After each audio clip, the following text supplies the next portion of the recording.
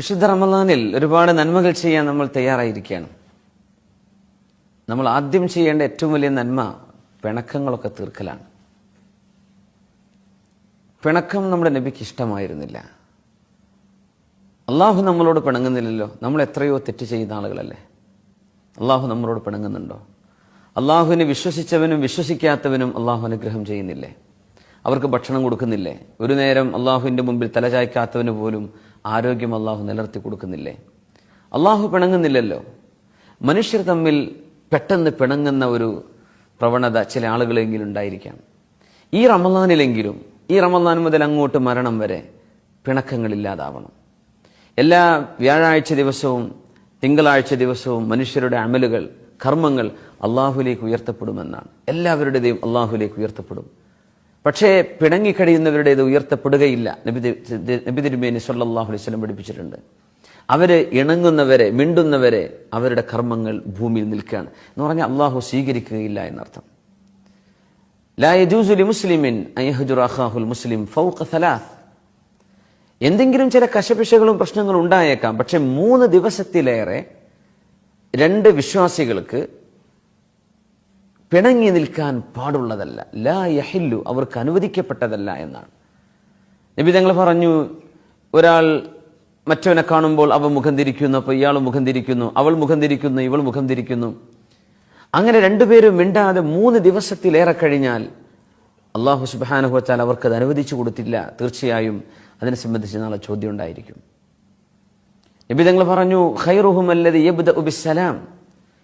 നമ്മൾ മിണ്ടാതിരിക്കാൻ ചില നിസ്സാര കാരണങ്ങളായിരിക്കും. ചിലപ്പോൾ അടുത്ത കുടുംബ ബന്ധങ്ങൾ, വളരെ അടുത്തിടപഴകേണ്ട ആളുകൾ, അല്ലെങ്കിൽ ഏറ്റവും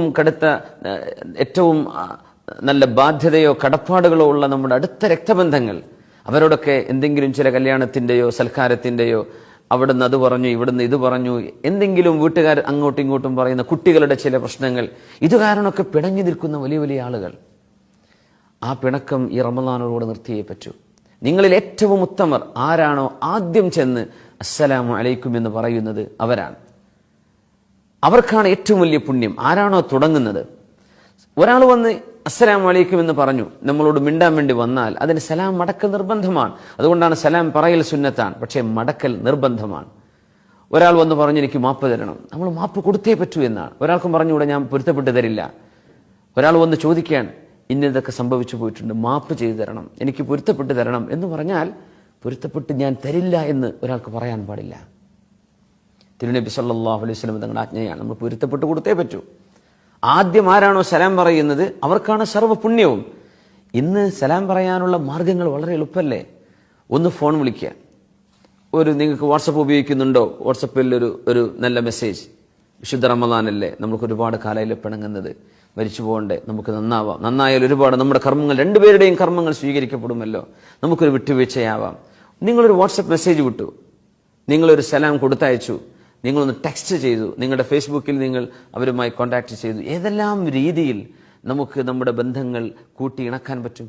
അങ്ങനെയൊക്കെ സാഹചര്യങ്ങൾ ഉണ്ടായിരിക്കെ ഒന്ന് ഫോൺ വിളിക്കാതിരിക്കുന്നത്, ഒരാൾ വിളിച്ചു കഴിഞ്ഞാൽ നമ്മൾ ഒരു കാരണവും ഇല്ലാതെ എടുക്കാതിരിക്കുന്നതും കുറ്റകരമാണ്. സത്യം.